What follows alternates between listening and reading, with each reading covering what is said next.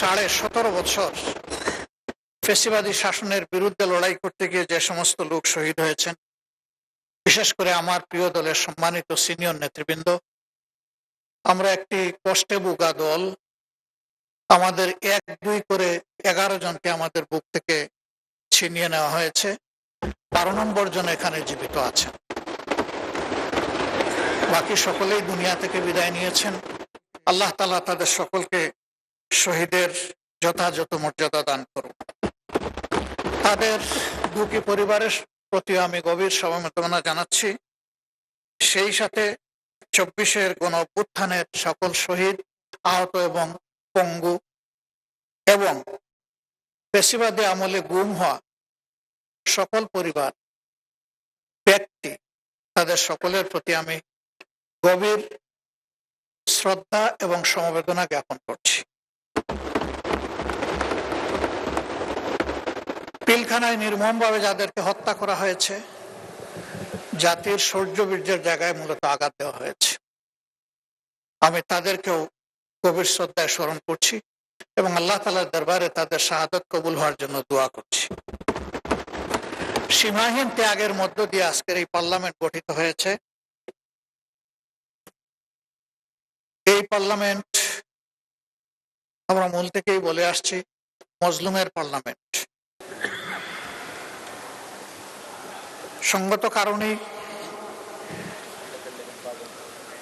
আশা করি যে পার্লামেন্ট এমন কোনো আচরণ করবে না যেটা মজলুম দেশবাসীকে আহত করে। এই পার্লামেন্ট দায়িত্বশীল আচরণ করবে, জাতিকে স্বপ্ন দেখাবে, জাতিকে জাগিয়ে তুলবে, জাতিকে ঐক্যবদ্ধ করবে এবং জাতিকে সামনের দিকে এগিয়ে নেওয়ার চেষ্টা করবে। মাননীয় স্পিকার,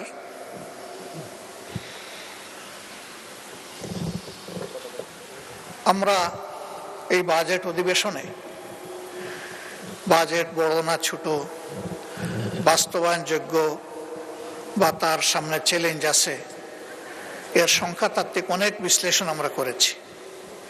আমি ওই দিকে খুব একটা যেতে চাই না, কারণ এই ব্যাপারে বিস্তারিত আলোচনা হয়েছে। এই সংসদে আজকে আমরা যারা আছি, একসময় আমরা একদিকেই বসতাম, বিশেষ করে 2001 থেকে 2006, অল্প 2-1 জন ছাড়া বা 2-1টি দল ছাড়া। এখন আমরা 2 অংশে সংযুক্ত, আমি বিভক্ত বলছি না, সংযুক্ত। কারণ কোনো যানবাহনই এক চাকায় চলে না। যানবাহন ড্রাইভ করতে হলে মিনিমাম 2টা টায়ার লাগে। এই সংসদেরও 2টা টায়ার, একটা সরকারি দল আর একটা বিরোধী দল। যে কোনো একটা টায়ার যদি অকেজো হয়ে যায়, পুরা যানবাহন অকেজো। সুতরাং আমরা সবাই খেয়াল রাখবো এই টায়ার 2টি যাতে সচল থাকে। এই টায়ারে আপনি পিন লাগাবেন, পেরেক মারবেন, তাহলে কিন্তু ওই টায়ারটা ফুটো হয়ে যাবে। ওইটা ফুটো হয়ে গেলে ওই টায়ারও চলবে না, যেটা অবশিষ্ট।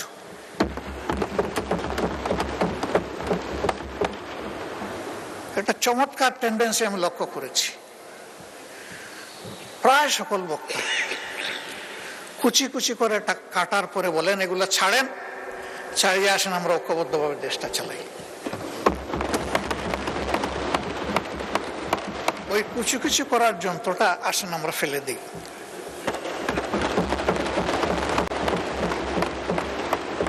আমরা একটা বিউটিফুল ওয়ান্ডারফুল কম্বিনেশনে চলি। এর অর্থ এটি নয় যে সরকারি দলের যেটা অভিপ্রায়, বুঝে না বুঝে সেটাই হবে বিরোধী দলের অভিপ্রায়। আবার এর অর্থ এটিও নয় যে সরকারি দল সঙ্গত কোনো বিষয় নিয়ে সামনে আগালে বিরোধী দল বিরোধিতার খাতিরে শুধু বিরোধিতাই করে যাবে। এই 2টার কোনোটাই না। সরকারি দলকেও বিরোধী দলকে সম্মান করার মানসিকতা থাকতে হবে, আর বিরোধী দলেরও সঙ্গত সকল ব্যাপারে সরকারকে সহযোগিতা করার মানসিকতা থাকতে হবে। এই কথাটি আমরা প্রথম দিনই বলে রেখেছি। মাননীয় স্পিকার, অতীত অভিজ্ঞতা আমার নেই, আপনার আছে। এইখানে আরো কিছু কিছু সম্মানিত সদস্যের আছে, তবে আমরা বেশিরভাগ নবীন। নবীনদের অধিকার থাকে প্রবীণদের কাছ থেকে শিকার, কিন্তু আমরা মন্দতা শিখতে চাই না, আমরা শিখতে চাই ভালোটা। অতীতে এই সংসদে দাঁড়িয়ে ব্যক্তিকে তুষামত করার জন্য গান হয়েছে, কবিতা হয়েছে, স্বপ্নবিলাস হয়েছে। প্রিয় জনগণের ট্যাক্সের টাকা খরচ করে এই সংগঠনে, এই সংসদে এটা হওয়া উচিত নয়। এটা তুষামতের জায়গা নয়, এটা দায়িত্ব পালনের জায়গা, দায়িত্ব বুঝে নেওয়ার জায়গা, দায়িত্ব পালন করার জায়গা।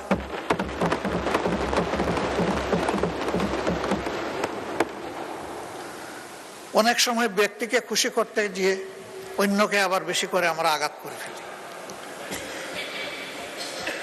আমি প্রথম দিন আপনার মাধ্যমে অনুরোধ করেছিলাম অতীতের ব্যাড কালচারকে আমরা না বলি, বিশেষ করে এই সংসদে দাঁড়িয়ে চরিত্র হননের কোনো কাজ যেন না হয়, এবং আপনি যেন এটা এলাও না করেন।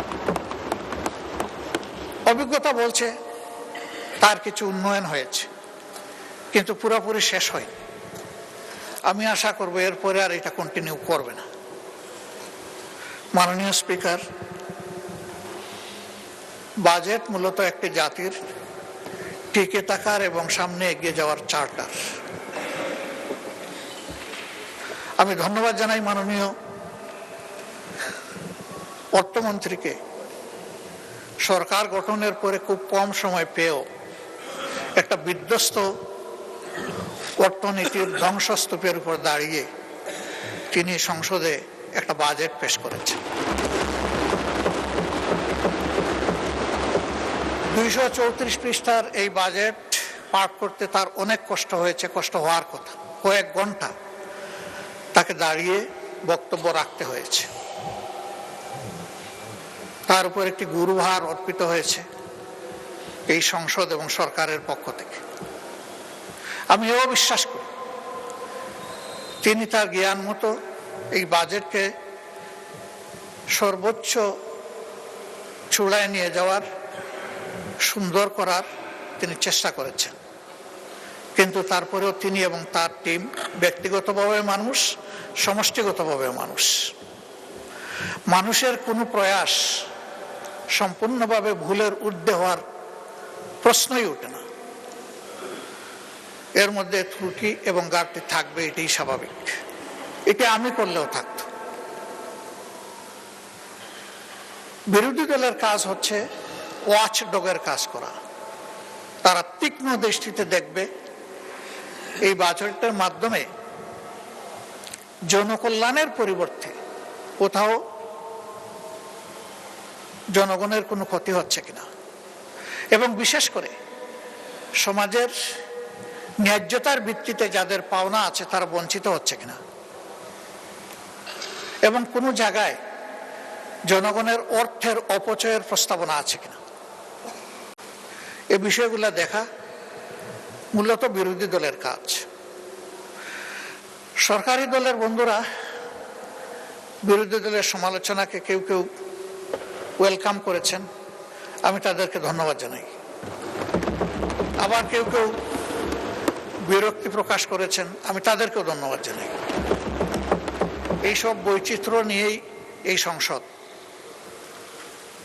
এই বৈচিত্র্য থাকুক। সরকারি দল বাজেটের প্রশংসা করতে থাকুক, বিরোধী দল হালকা প্রশংসার সাথে ভারী ওয়াচডগের কাজটাও করে যাক।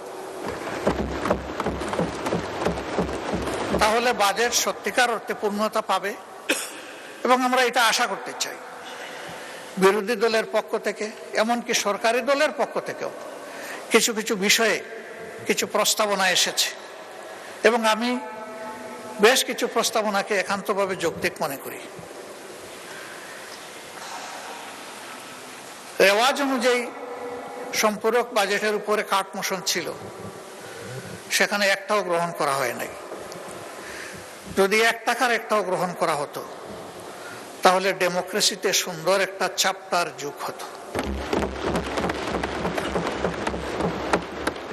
এবারও যে প্রস্তাবনাগুলো এসেছে, আমি আশাবাদী হতে চাই যে সবগুলাই অবলীলায় অগ্রাহ্য হবে না, বরঞ্চ যেগুলা যৌক্তিক মাননীয় অর্থমন্ত্রী বিবেচনায় নিয়ে সেগুলা গ্রহণ করবেন এবং তার পূর্ণাঙ্গ প্রস্তাবনায় সংশোধিত আকারে তিনি এই সংসদে পেশ করবেন।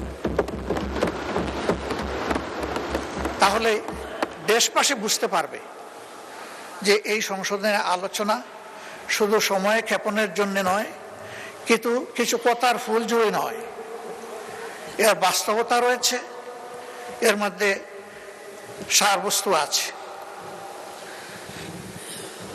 মাননীয় স্পিকার, এই সেশনটা কার্যত আগামীকালকে শেষ হবে না, কিন্তু এই চ্যাপ্টারটা ক্লোজ হবে আগামীকাল। কারণ জুলাইয়ের 1 তারিখ থেকে